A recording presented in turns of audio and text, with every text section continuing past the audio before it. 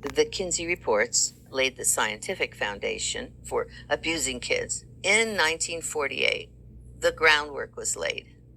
There was Sexual Behavior in the Human Male, which was Alfred Kinsey wrote Sexual Behavior in the Human Male, funded by the Rockefeller Foundation, supported across the board by Planned Parenthood, all came together with that. So Sexual Behavior in the Human Male. Then in 1953, Sexual Behavior in the Human Female. There was no field of human sexuality education before Kinsey. None.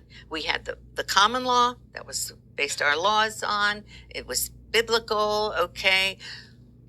When Kinsey came on board, half the states in the Union gave the death penalty, could give the death penalty for rape.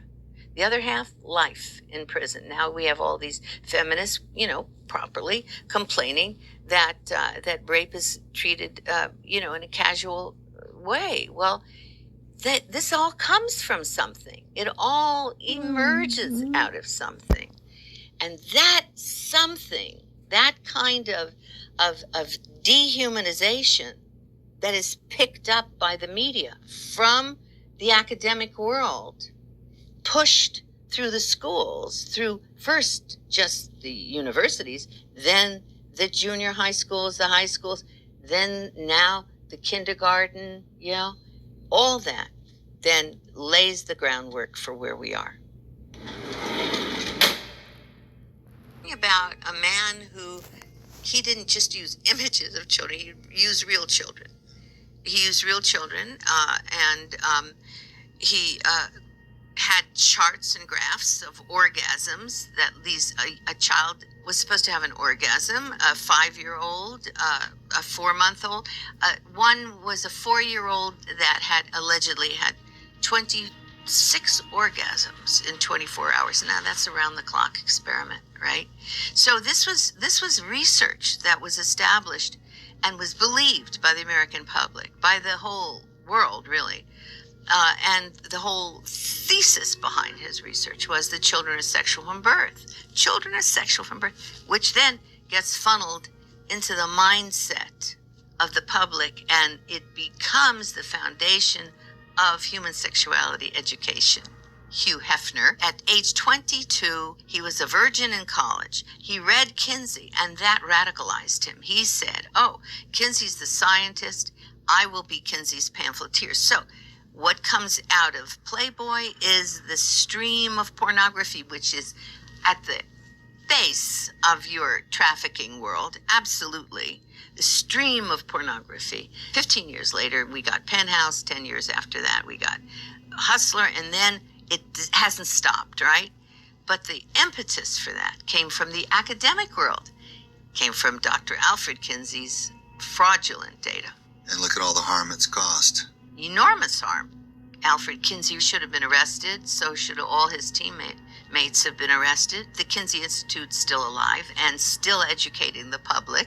And now we are seeing the explosion, and the end result is the massive abuse of children, as well as directly related, the trafficking of children, because you can't separate the grooming of children from the trafficking of children.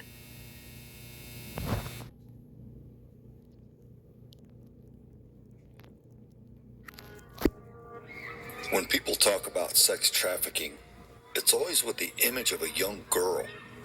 But in reality, young boys are targeted to a disturbing degree as well. Horrifically, there's a national organization that specifically targets young boys. Its name is NAMBLA. NAMBLA is the North American Man-Boy Love Association. It's a group of men that are sexually attracted to boys. Bob Hamer spent 26 years in the FBI, much of it working undercover, as a hitman, drug trafficker, international arms dealer, professional gambler, and pedophile. I literally sat through a meeting with the members in which they discussed having oral sex on 18-month-old boys. I was able to attend 2 of their kind of top secret national conferences. Once I got to the meeting, I realized that it was more about celebrating your love for boys, where to go to find boys, how to seduce boys. It was those type of things that the members were talking about. Most of the men that I dealt with were high functioning individuals. I think a lot of us think we can identify who the pervert is. We think, oh, they hang out at the public park with a trench coat and flash somebody, but that's not what I ran into. I found that the men in this organization ran the socioeconomic gamut. One of the men that we convicted had a Corvette, and that was sort of his entree into the boys, because he would allow the boys to ride in his Corvette. They liked his car.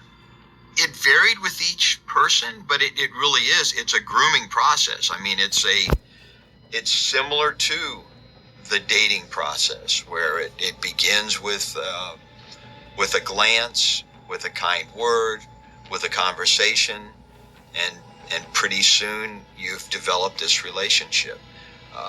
One of the members was big into Frisbee, and it allowed him to kind of come behind the boy to hug him and get close to him and show him how to toss this Frisbee.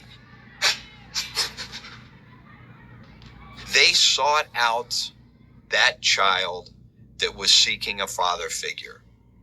And once they were able to identify that person, that's how they were successful in their seduction. I will only apply this to NAMBLA. I am not an expert I'm not a child psychologist. I'm not trained in psychology. But in my experience with NAMBLA, 3 years, not on a daily basis, but 3 years in the organization, participating at a high level, writing for their magazine, communicating with 165 members that were in prison. Not one child was successfully targeted by a NAMBLA member that had a strong, loving father figure in the home.